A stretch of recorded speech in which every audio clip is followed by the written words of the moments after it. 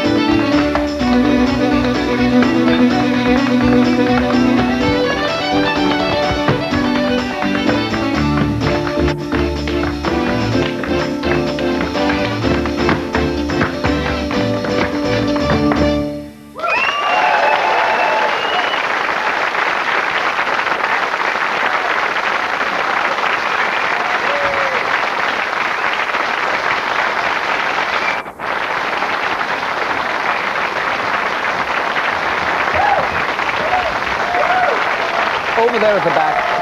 Hold on, I'm fine. Cool off for a minute.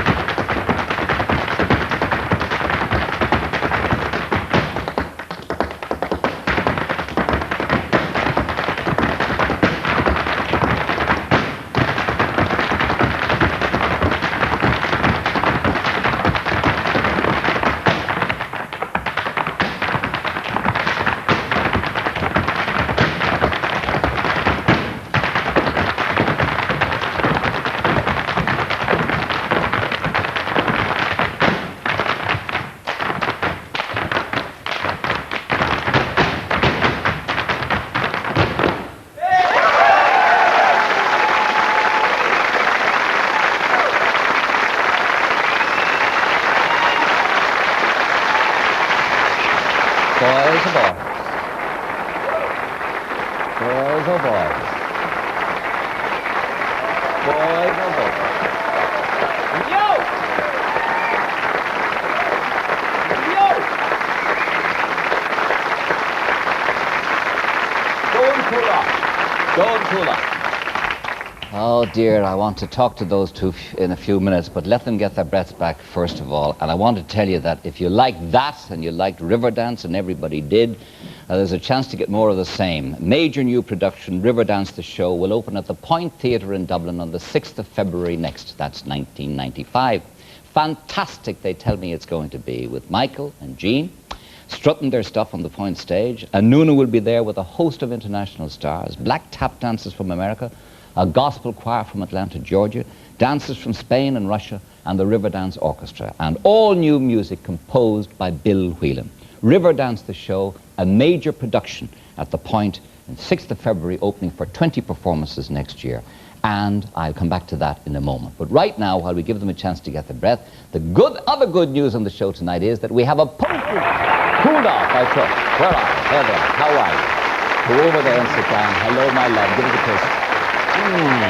Well done. I was looking forward to that all night. Oh dear. Have you got your breath then? Yeah? Both all right? Yeah? So far, so good. Good to know that. Now, you're off early in the morning, I know, to prepare for the Royal Command performance on Monday next. What's involved in that? We're dancing for the Queen at her variety show on her request. In the London Palladium. And what are you going to be doing? We're going to have a full version of Riverdance, and we're going to have the full troupe, all the drummers, and Nuna's going to be there. It'll just be, I think, spectacular. Yeah, this is the finale of the show, is it? Yeah. Fantastic. Does it mean a lot to you, that? Well, it certainly does to me. I think that, it's the most exciting thing that we could ever do as a dance partnership, definitely. And to be able to represent Ireland in England like that, I think it'll definitely be a big buzz for us. Yeah. Are you rehearsing already for the Riverdance in the Point in February? Oh, yeah. You're into that? Oh, yes. 14 hours a day for the last 2 or 3 weeks already. 14 hours? Sure. Yes, it's been a bit hectic, you might say. It looks like a fantastic lineup of people. Tap dancers from America and Russia and Spain. Yeah, we're having, the magnificent Mosaics, the Russian dance troupe. We're having Maria Pakas, who is probably arguably the best flamenco dancer in the world, and Nuna, and a gospel choir from Atlanta, Georgia, and composed by Bill Whelan. I think it's going to be pretty spectacular. 20 nights. Yes, 20 nights. It sounds to me like tickets for that would make a very nice Christmas present for people, would it not? Yes. I said that. Well, it certainly occurs to me it would make a very, very nice Christmas present even now preparing for it. Will you be dancing on the show solely with Michael, Jean, or...? Well, I think what we're trying to do with the show is bring a very new feel to contemporary Irish dancing and incorporating Spanish and Russian and flamenco as well. So at the moment there will be a number of pieces with myself and Michael, kind of on the same line of Riverdance with the kind of love, sexy Irish dancing theme. And I meant to talk to you about that. I'll come to that in a moment. Yes. And a few other pieces, possibly with a Russian male. And Michael will, I think, be dancing with a flamenco Maria, who we just mentioned. Yeah. 14 hours a day rehearsal, that's pretty good going. As an audience, I remember, I was there in the Point for the Eurovision, of course, and I remember I thought, first of all, the immediate stand-up ovation you got must have knocked you both to the back of the stage. Did it feel like that to you? Well, it certainly did to me. I was overwhelmed. I think, if you'd have closed your eyes and not even been able to hear the applause, you would have felt something from that audience. It was really powerful. Yeah.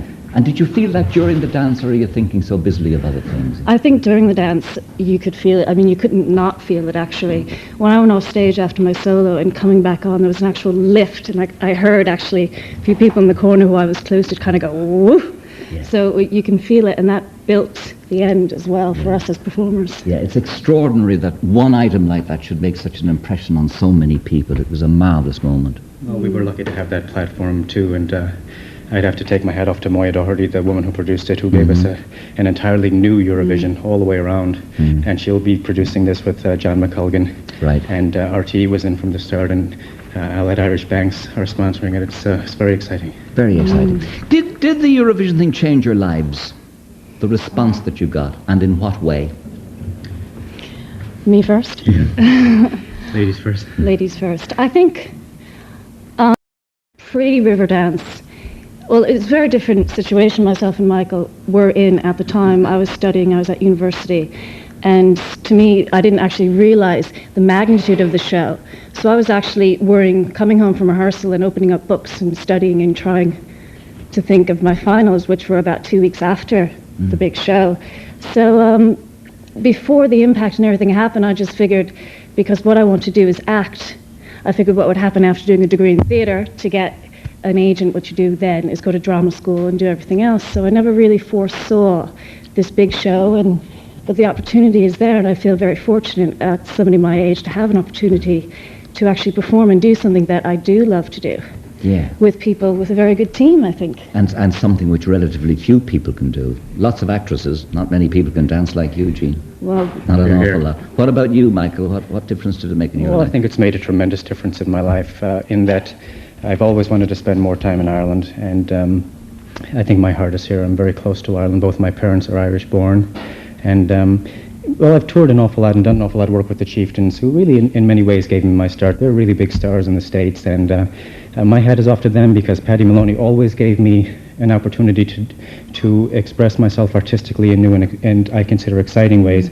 I first did flamenco dancing with them. I first used my arms dancing years and years ago with them, and they were always sort of very, very encouraging in many different ways. So it's changed now that we have had a platform, we have something to say, and we have many people that are encouraging us to go ahead and go farther and do more with it. And it's also given me a beautiful dance partner. Right. And it's transformed Irish dancing, really, because coming back to the sex, Jean, you're a sexy dancer, let's face it. should I say thank you now or later? You can say later sounds more promising, very, very much more promising. But you have introduced sex into Irish dancing. It was stiff and formal up to then, and sort of, arms stiff down to the side. Come on, comment on that for me. I don't think it's something you can actually teach someone. So whether I can thank my parents or probably I think what it comes for, I think the expression that now is happening in Irish dancing with arms and head and personality and character, for me it actually comes from, I would say, a passion for the dance. And that passion came from my dancing teacher, Donnie Golden, who I think about every time I get on the stage, because from a very early age he kind of took me and kind of put every little bit into me. So I was kind of like a little map that he colored and sketched and drew on. So thanks to him, I have that passion that can be then further developed. I think that's where it comes from. I don't think you can turn around and say, I'm going to be a sexy dancer. It doesn't come from that. No, indeed. Michael, tell me about your dad and your mum in Chicago. Well, my father is a Sligo man, and my mother's from Carlow. My father's a 6'2", well-developed male, and my mother's a petite redhead, but she's got a fiery temper. But my father always is a very, very hard-working individual and raised us to work very, very hard at anything that we attempt. If you're not going to try to do it properly, and we were trained that we shouldn't bother doing it at all. They gave us tremendous support, and my mother's the same. I can say that I certainly am much more proud of them than they could ever be of me. And they gave us everything we ever wanted. As children, we were a very close family. We worked hard together, we played hard together, and it taught us discipline in many different ways. I love them. Yeah, and when did you start dancing? I started when I was 11, and to tell you the truth... That's late. Yeah, my teacher sent me home the first night because he said it's too late to start. But I went ahead and persevered, and my mother was she really wanted us all to dance at least a little bit. And if the younger ones were going, well, I was going to go too, so... Yeah. I'm glad it worked out that way. And did your mum and dad marry here or in the over States? There? In the States? Yeah, in the States. Yes. And did you ever find out how they met? They're not much for details in that way. I'm not sure it's something I should get into on the air. But they met in Detroit, I know that. And again, my father served his time to a number of different trades before going into his own business. And my mother was a very well-educated woman with a business ahead, so they got along very well. And what line of he was in the construction business? Yes. Started very small. Yes, he did. He started very small, but perseverance pays. My father's a 7-day-week man, and my brother and myself worked every day, and that included Christmas, and we were happy to do it. I mean, if you see your father out there working really hard and we're getting ahead in life, the least we can do is follow in line. Well, you sure did. What about your mum and dad, Jean?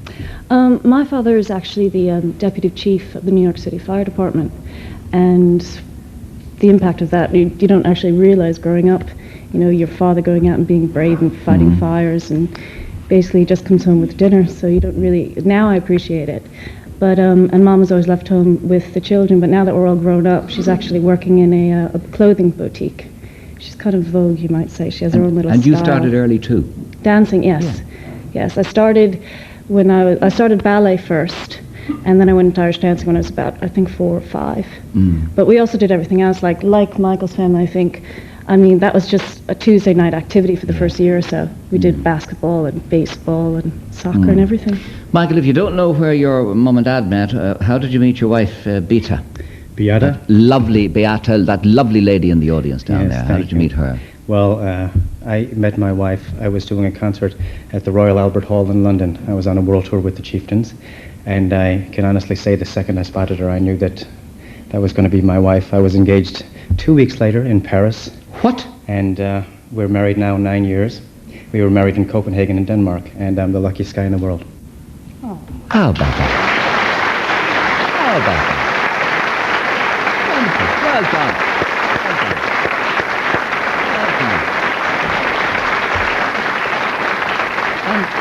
And you got engaged in a fortnight, and how long after that did you marry? It was almost 2 years because my wife is from Poland, and because of the bureaucracy, it was nearly impossible to get her to come to the United States. In fact, we married just the two of us alone in Copenhagen in Denmark, January the 6th, 1986, and then we were only at that time able to come to the States. But it's better today than it was then. Tell them, since you mentioned the Chieftains, in case they haven't heard the story, tell them about the story of singing for President Robinson with the Chieftains. Yeah, actually, well, that was something I'll never forget. We were asked to perform at a private function for Mary Robinson, President Mary Robinson, and the Chieftains were the special guests, as they are in many of those high-profile functions. And we were behind a curtain up on stage, and they were receiving a special award, and Mary Robinson was getting an honorary degree, I think. So there were so many Secret Service guys around that are all sort of watching you. You're not supposed to move or blink an eye. You can't say a word, and everybody was kind of quiet. Well, you may not know this, but during the first number of many Chieftains concerts that I have performed at, I'll come running on the stage right in the middle of the number and start dancing. I just come running onto a big leap and then start dancing, and Kevin Kniff plays his drum, and we do a little, like a duet, sort of a duel. Long story short, the curtains opened, the Chieftain started playing, everything was happy, and I came running on the stage and danced my little part, and the audience went crazy, and everything was great. And I came walking off, and this Irish-American guy, big brute, stops me, and he says, Mike, you're the luckiest guy in the world. I said, what do you mean? We all went for our guns. We didn't know you were here. We had no idea who was this guy. We had no idea who was this guy come running on the stage. He's like, we're going to tackle you. Nobody knew. You're lucky you started tap dancing when you did. So I could just see the headlines, tap dancer goes out with a bang, you know. Yeah, not a very nice way to die in front of the Chieftains and the President and everything else. It's rotten. Yes, love. Hello. Hello. I was just wondering, how long have you been partners? And is there any jealousy towards your wife, like with you both dancing so sexy together? Well, we've been Michael? partners. We've been partners since the Eurovision, and we had met each other just a couple of times before that. And we always wanted to try and do something together, but we've never really had the platform. I'm delighted that it worked out that way, and I feel very comfortable. I'm sure that Jean does too. And in terms of jealousy, I don't think there's any problem there. I'm head over heels in love with my wife, and in fact, Jean's boyfriend is here tonight too, so that's not even a problem. She has a boyfriend? Shucks. Now, I didn't ask. That's not my fault. Don't blame me for that. There's He a said couple it. here. What? There's a couple here. Oh, there's a couple of boys. Beg your pardon. But are you suggesting to me that you're going into acting now rather than dancing? Is that what I gather from you? Suggesting? No. My initial, I don't know what I'd like to do eventually. I mean, obviously the life of a dancer is quite short. And because Irish dancing, like all the Irish dancers that compete today, I mean, it's a competitive sport. So at the moment, you know, there aren't many professional Irish dancers. So for somebody that is my age at the time, you don't think about being able to do this as a profession. And what I've always loved to do, obviously, is dance, but also to act, and the very complementary forms. And so I just, again, like to be able to make it professional at this stage is very fortunate. Wonderful.